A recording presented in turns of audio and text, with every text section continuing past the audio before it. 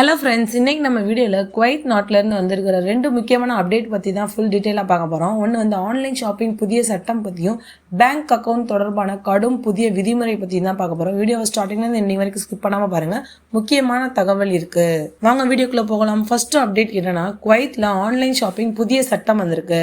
பிப்ரவரி 22 முதல் குவைத்தில் online shopping குறித்து புதிய சட்டம் அமலுக்கு கொண்டு வந்திருக்காங்க.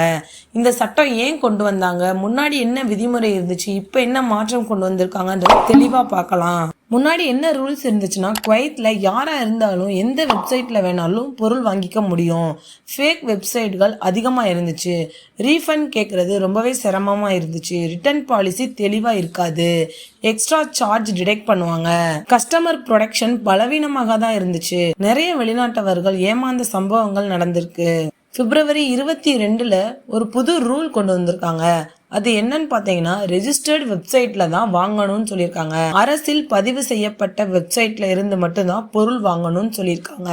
அதாவது கமர்ஷியல் ரெஜிஸ்டர்ட் வெப்சைட்ல இருந்து தான் வாங்கணும். அதை மீறி நீங்க ஃபேக் வெப்சைட்ல இருந்து வாங்கினீங்க அப்படின்னா கவர்மெண்ட் பாதுகாப்பு கிடையாது. 14 நாட்கள் ரிட்டர்ன் உரிமை இருக்கு. புதிய சட்டப்படி நீங்க ஆன்லைன்ல வாங்கிய பொருள் உங்களுக்கு பிடிக்கல அப்படின்னா 14 நாளுக்குள் நீங்க ரிட்டர்ன் பண்ணிக்கிறலாம். ஆனால் நிபந்தனை இருக்கு. பொருள் ஒரிஜினல் கண்டிஷன்ல இருக்கணும்னு சொல்லியிருக்காங்க. டேமேஜ் ஆகியிருக்க கூடாது, பயன்படுத்தி இருக்கக்கூடாது அந்த பொருளை நீங்க. அப்புறம் வந்து ஃபுல் ரீஃபண்டுன்னு சொல்லியிருக்காங்க. அதாவது எக்ஸ்ட்ரா சார்ஜஸ் கிடையாது. முன்னாடிலாம் பார்த்தீங்கன்னா ரிட்டர்ன் பண்ணுனா சர்வீஸ் சார்ஜ் இருக்கும், ஹேண்ட்லிங் சார்ஜ், அப்புறம் டெலிவரி டிடக்ஷன், இது எல்லாமே இருக்கும். இந்த சார்ஜஸ்லாம் போக பேலன்ஸ் பணம் எவ்வளவு இருக்கோ அதை தான் நமக்கு ரிட்டர்ன் பண்ணுவாங்க. ஆனால் புதிய சட்டம் என்ன சொல்லுது அப்படின்னா, நீங்கள் எவ்வளவு பணம் கொடுத்தீர்களோ அதே முழு தொகையை திருப்பி தரணும்னு சொல்லியிருக்காங்க. எக்ஸ்ட்ரா ஃபீஸ் எடுக்கக்கூடாதுன்னு சொல்லிட்டாங்க. நெக்ஸ்ட் வந்து ஆர்டர் மிஸ்டேக் சேஞ்ச் இல்லைனா கேன்சல் ஆப்ஷன் இருக்கு. ஆன்லைன் ஆர்டர் செய்யும் போது நீங்க தவறா வேறு பொருளை செலக்ட் பண்ணிட்டீங்க அப்படின்னா இப்போ அதை நீங்க சேஞ்ச் பண்ணிக்கலாம், அப்படி இல்லைன்னா கேன்சல் பண்ணிக்கலாம். இதையும் சட்டத்துல கிளியரா மென்ஷன் பண்ணிட்டாங்க. இந்த சட்டம் ஏன் கொண்டு வந்திருக்காங்கன்றதுக்கு ரீசன் என்னன்னா, ஆன்லைன் ஃப்ராடு ரொம்பவே அதிகரிச்சிருச்சு. ஃபேக் வெப்சைட் ஸ்கேம் வந்துருச்சு. அப்புறம் ரீஃபண்ட் பிரச்சனை நிறைய வர ஆரம்பிச்சிருச்சு.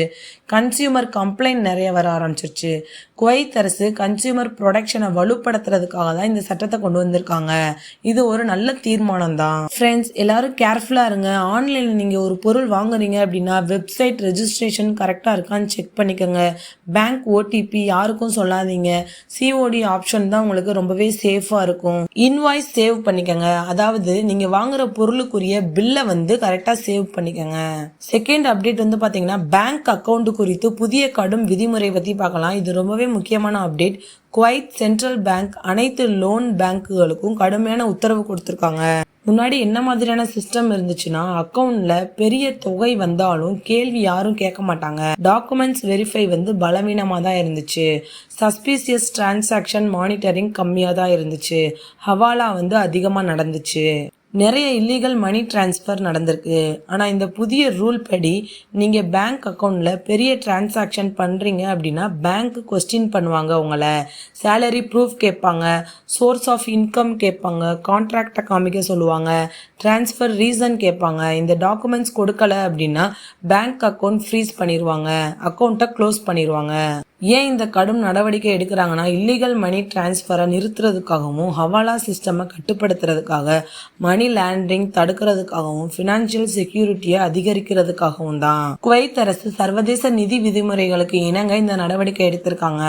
இந்த நடவடிக்கையினால யார் அதிகமாக பாதிக்கப்பட போறாங்கன்னா, ஃப்ரீலான்சர், ஸ்மால் பிஸ்னஸ் பண்ணுறவங்க, மல்டிபிள் டிரான்சாக்ஷன் பண்ணுறவங்க, தேர்ட் பார்ட்டி டிரான்ஸ்ஃபர் பண்ணுறவங்க, இவங்க எல்லாரும் கவனமாக இருக்கணும். நீங்கள் என்ன செய்ய வேணுன்றதை பார்க்கலாம். பேங்க் கேட்ட டாக்குமெண்ட்டை உடனே கொடுத்துருங்க. சஸ்பீசியஸ் டிரான்ஸ்ஃபரை அவாய்ட் பண்ணிடுங்க. அன்னோன் அக்கௌண்ட்டுக்கு பணம் அனுப்பாதீங்க. ஹவாலா முறையில் பணம் அனுப்பாதீங்க. ஃபார் எக்ஸாம்பிள், உங்கள் அக்கௌண்ட்டில் ஒரு 5000 கேடி வந்திருக்கு அப்படின்னா பேங்க் வந்து கேட்பாங்க, இந்த பணம் எங்கேருந்து வந்துச்சு அப்படின்னு. நீங்கள் ஆன்சர் கரெக்டாக பண்ணலை அப்படின்னா உங்கள் அக்கௌண்ட்டை ஃப்ரீஸ் பண்ணிடுவாங்க. ஃப்ரெண்ட்ஸ், நீங்கள் எல்லாரும் கவனிக்க வேண்டிய முக்கியமான விஷயம் என்னென்னா, பேங்க் அக்கௌண்ட் க்ளோஸ் ஆயிடுச்சு அப்படின்னா உங்களுடைய சேலரி ரிசீவ் ஆகாது, ஏடிஎம் பிளாக் பண்ணிடுவாங்க, சிவில் கேஸ் வர சான்ஸ் இருக்குது, ட்ராவல் பேன் வரும். அதனால் டாக்குமெண்ட் கிளியராக வச்சுக்கோங்க. மொத்தத்தில் இந்த 2 சட்டங்களோட நோக்கம் என்னன்னா, ஆன்லைன் ஃப்ராடு குறைக்கிறதுக்காகவும், கன்சியூமர் பாதுகாப்புக்காகவும், இல்லீகல் மணி டிரான்ஸ்ஃபர் தடுக்கிறதுக்காகவும், ஃபினான்சியல் டிரான்ஸ்பரன்சி கொண்டு வரதுக்காகவும் தான். வெளிநாட்டவர்கள் கவனிக்க வேண்டியது என்னன்னா, குவைத்தில் இப்போ ரூல்ஸ் ரொம்பவே ஸ்ட்ரிக்ட் ஆகிட்டு வருது. நீங்கள் சட்டப்படி நடந்துக்கணும், ஃபேக் வெப்சைட்டை அவாய்ட் பண்ணிடணும், பேங்க் டாக்குமெண்ட்ஸ் எல்லாமே கிளியராக வச்சுக்கிறணும். ஃப்ரெண்ட்ஸ், இந்த வீடியோ உங்களுக்கு ரொம்ப யூஸ்ஃபுல்லாக இருக்கும்னு நினைக்கிறேன். மறக்காமல் நம்ம சேனலை சப்ஸ்கிரைப் பண்ணிக்கோங்க. தேங்க்யூ.